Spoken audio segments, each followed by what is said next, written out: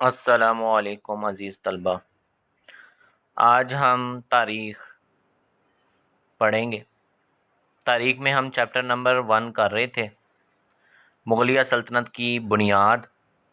اس میں ہم آج ٹاپک کریں گے شیر شاہ سوری کی انتظامی اصطلاحات۔ شیر شاہ سوری ہندوستان کا پہلا حکمران تھا جس نے عام لوگوں کی بھلائی اور آسودگی کو سامنے رکھ کر اپنا انتظامی ڈھانچہ استوار کیا۔ اس نے ایک شاندار رفاہی ریاست تعمیر کرنے کی کوشش کی۔ اس نے اپنے 5 سالہ دور حکومت میں اپنی اکثری مصروفیات کے باوجود کامیاب اصلاحات نافذ کیں۔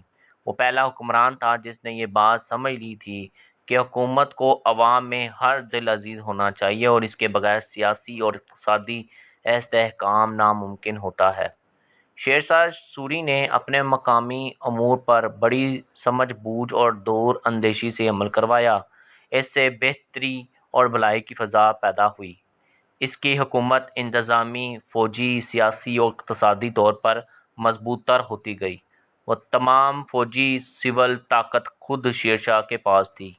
وہ ان دونوں کو عوام کی بھلائی کے لیے استعمال کرتا تھا، ہر حکومتی ادارے کی نگرانی اور ذاتی طور پر کرتا تھا، اور اس کے وزیر اس کے معاون تھے۔ اکثر وہ اپنے وزیروں سے مشورہ تو ضرور کرتا تاہم فیصلہ خود کرتا تھا۔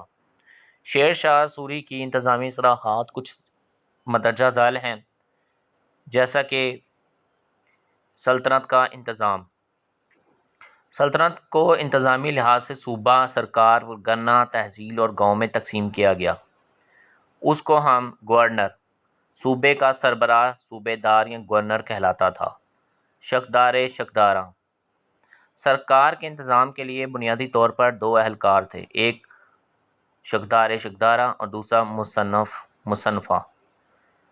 شکدار شکداراں کے پاس انتظامی نوعیت کے کام تھے۔ شکدار کے ذمہ امن و امان قائم رکھنے کے فرائض تھے اور امن و مالی امور کا ذمہ دار تھا۔ مالی وغیرہ کے تعین اور وصولی کا بندوبست کرتا تھا۔ شکدار کے فرائض میں سب سے اہم فرض بادشاہ کے احکامات پر عمل درآمد کروانا تھا۔ اس کے بعد ہم پڑھ رہے ہیں مصنفہ کے ذمہ مقدمات کے فیصلے کرنا تھا۔ ان دونوں اہلکاروں کے پاس ان کی مدد کے لیے کچھ سرکاری اہلکار بھی تھے۔ ہر پرگنے میں ایک شکدار، ایک خزانچی، ایک مصنف اور 2 مہر تھے۔ ان 2 مہروں میں سے ایک ہندی میں اور دوسرا فارسی میں لکھتا تھا۔ ان اہلکاروں کے علاوہ پٹواری، چودھری، مقدم بھی ہوتے تھے جو عوام اور حکومت کے درمیان رابطہ قائم کرتے تھے۔ اس کے بعد ہے اہلکاروں کا تبادلہ۔ شیر شاہ سوری اپنے اہلکاروں کا ہر 2 یا 3 سال بعد کیا کر دیتا تھا؟ تبادلہ کر دیتا تھا۔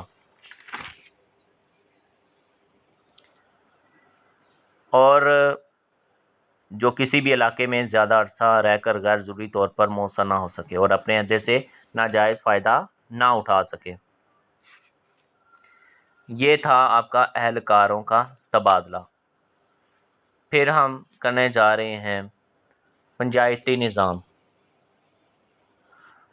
شیر شاہ سوری نے دیہاتوں میں پنچایتی نظام کو بدستور جاری رہنے دیا۔ پنچایت ایک کونسل، ایک ادارہ ہوتی تھی جس میں گاؤں کے مختلف لوگوں کے نمائندہ افراد پورا گاؤں شامل ہو کر انفرادی یا اجتماعی فیصلہ کیا کرتے تھے۔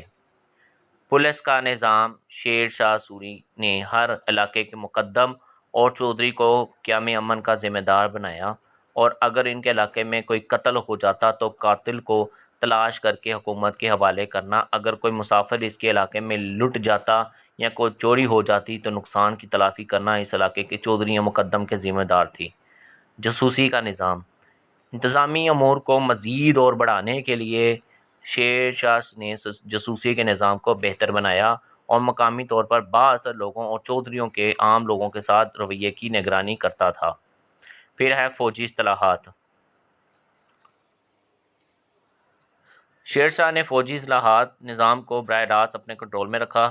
تمام فوجوں کی بھرتی کی خود نگرانی کرتا، فوجیوں کو ان کی اہلیت کے مطابق تنخواہ دیتا۔ ملک کے مختلف علاقوں میں فوجوں کی چھانیاں قائم کی گئیں۔ فوج میں نظم و ضبط قائم کرنے کے لیے سخت اقدامات کیے گئے۔ کسی قسم کی لاپرواہی برداشت نہ کی جاتی تھی۔ کسی بھی فتح کے بعد لوٹ مار کرنے کی ہرگز اجازت نہ تھی۔ پیش قدمی کرتے وقت راستے میں آنے والی فصلوں کو نقصان پہنچانے کی ممانعت تھی۔ یہ سب تھے فوجی اصطلاحات۔ یہ تھا ٹاپک شیر شاہ سوری کی انتظامی اصطلاحات۔ بیٹا پورا ٹاپک کو آپ نے اچھی طریقے سے